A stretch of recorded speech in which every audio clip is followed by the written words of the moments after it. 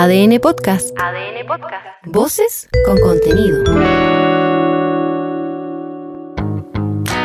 Hola, soy Leo Honores y te invito a hacer una pausa necesaria para conocer los temas que están marcando la agenda hoy.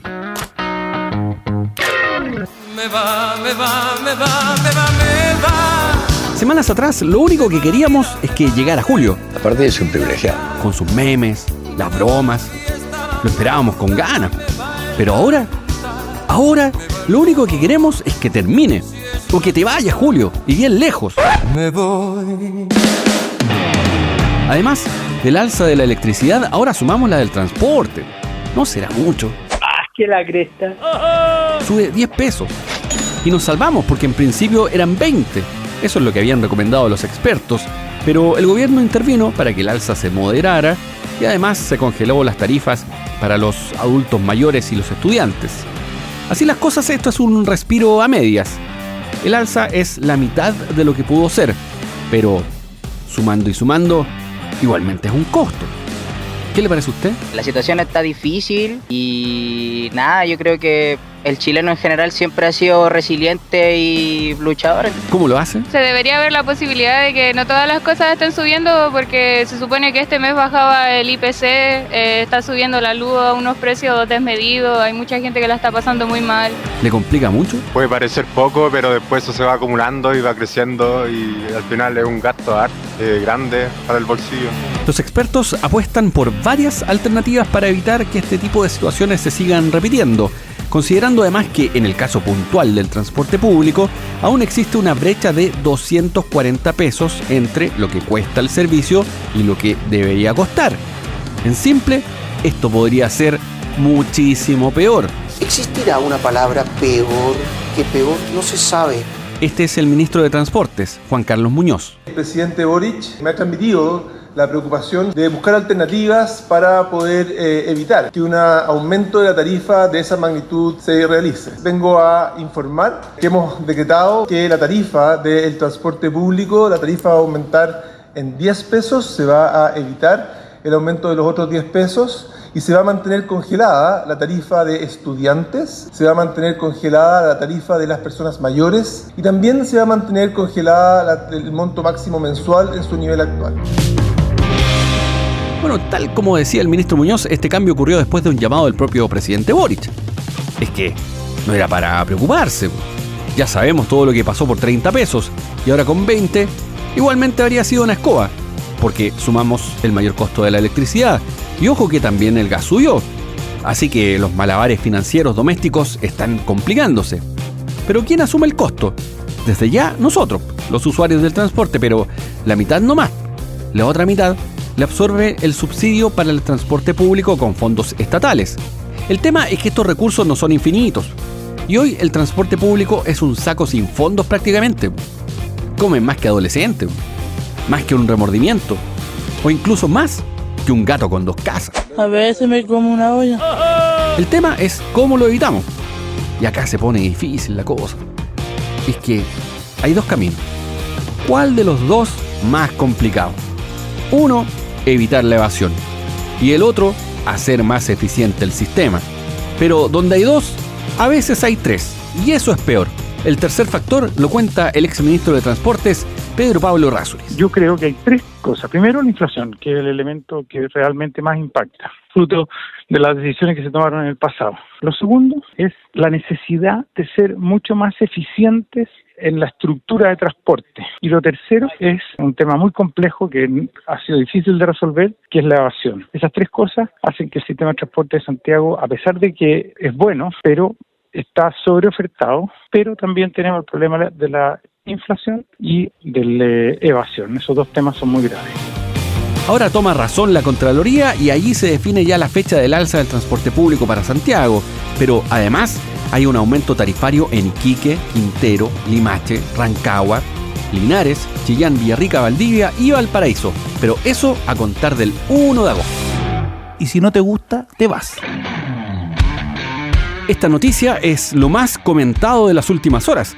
Es que la justicia entregó su veredicto en el caso Pío Nono. El cuarto tribunal de juicio oral absolvió en forma unánime al ex carabinero Sebastián Zamora, quien era imputado por homicidio frustrado. Los hechos, acuérdate, ocurrieron el pasado 2 de octubre del 2022, cuando un adolescente, individualizado como Anthony, entonces de 16 años, cayó desde una altura de 7,4 metros desde el puente Pío IX hasta el lecho del río Mapocho, aquí en la capital. Según la imputación de la Fiscalía, el ex carabinero Zamora habría provocado la caída del joven y que esto no haya sido algo accidental. Esta es la magistrada Patricia Bundrel. Este tribunal ha resuelto por unanimidad absolver a Sebastián Nicolás Zamora Soto de las acusaciones presentadas en su contra como autor de los delitos de homicidio frustrado y apremios ilegítimos.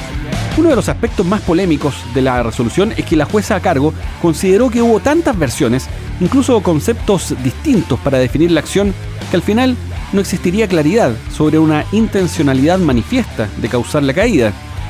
Luego, agregó también que no había riesgo de muerte, y eso generó cuestionamientos porque al ocurrir el hecho, los funcionarios policiales no entregaron asistencia al joven, sino que se retiraron del lugar.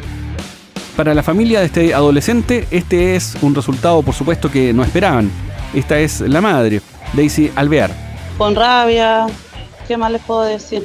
Ya estamos súper inconformes, pero sabíamos que esto podía pasar. Sí, lo que pasa es que claramente uno al momento de declarar uno siempre se pone nervioso. Entonces no siempre son las mismas palabras o uno no dice las palabras correctas, pero nada. El juicio tuvo la participación como testigos de diversos peritos, por ejemplo Gilberto Loch, que era funcionario de la PDI años atrás, también un ex entrenador de rugby, Pedro Pavés, este último porque al ex cabo Zamora se le acusaba de haber hecho un tackle al joven, pero sin la intención de hacerlo caer al río. Otro testimonio clave fue el del comisario Carlos Arriagada, encargado de realizar una reconstrucción de lo ocurrido con fotogramas. Con ese peritaje, aseguró que no se pudo determinar con claridad que Zamora empujara al joven y que solo se observó la colisión y los intercambios de fuerza. Claro, esto es bien debatible, porque al final vemos una acción y no una intención. Este es el defensor del ex carabinero Alejandro Peña. Si no te acuerdas de él, fue el fiscal del primer caso Bombas. Uno de los grandes, si es que no el mayor chasco que ha tenido la Fiscalía en Chile. Pero esta vez fue otra historia. Escucha.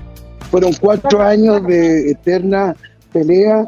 Estos antecedentes que culpaban de responsabilidad penal a Sebastián estuvieron siempre a disposición de la carpeta investigativa y afortunadamente hoy los jueces en persona pudieron apreciar que nunca, jamás Sebastián quiso hacerle daño al joven, sino que cumplir con el deber de carabinero que ante un delito flagrante hay que proceder en el lugar donde se encuentra.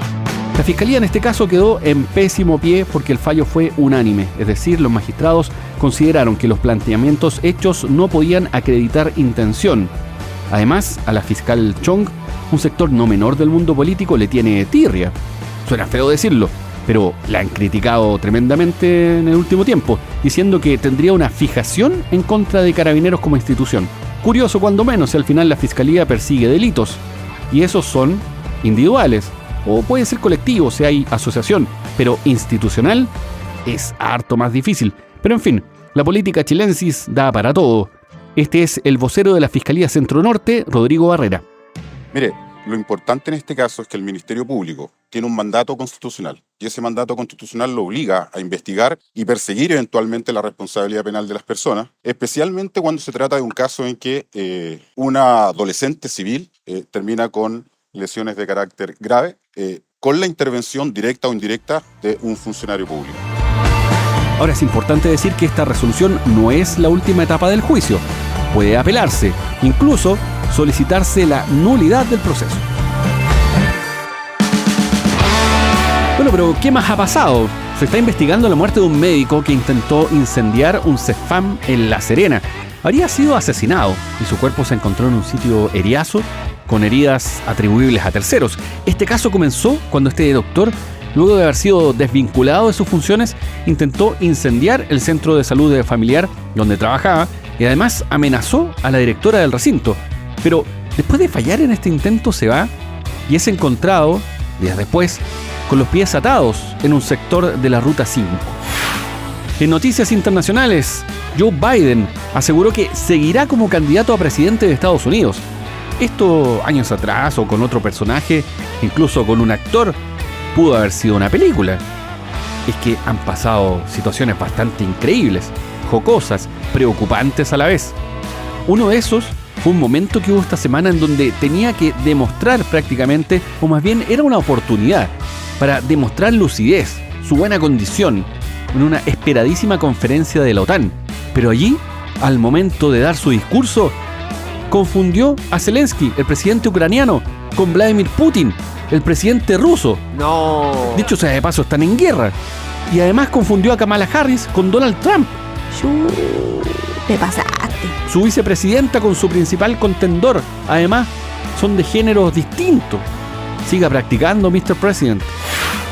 Y en el deporte, la CONMEBOL abrió un expediente para determinar responsabilidades en los violentos incidentes entre colombianos y uruguayos. Esto en la semifinal de la Copa América. Aunque en paralelo quedamos esperando por una instancia similar para investigar los horrores arbitrales que hubo en el torneo. Porque más que errores, fueron horrores. Estamos de acuerdo en eso, ¿no? ¿Cómo no? Y el entrenador de La Roja, Ricardo Gareca, confesó que nunca le había pasado algo como la eliminación sin convertir goles de La Roja en la Copa América. Quizás no es el problema la estrategia, ni los jugadores. Estamos fallando en la liga. Quizás la CONMEBOL no quiere nada con Chile, después de que Sergio Jadue se fue de tarro y contó todos los chanchullos que habían dentro. Conmigo no lo van a lograr, porque tengo las manos limpias, no sé ustedes. Pero si te gusta el fútbol y la selección, sabes que ganar es un proceso largo. Y el proceso con Gareca tiene como objetivo el llegar al Mundial 2026. Soy Leo Honores y esta fue una pausa necesaria. Ya sabes cómo va el día. Comparte este capítulo o escucha los anteriores en adn.cl, sección podcast, en podiumpodcast.com, ahora también en YouTube Podcast o donde escuches tus podcasts.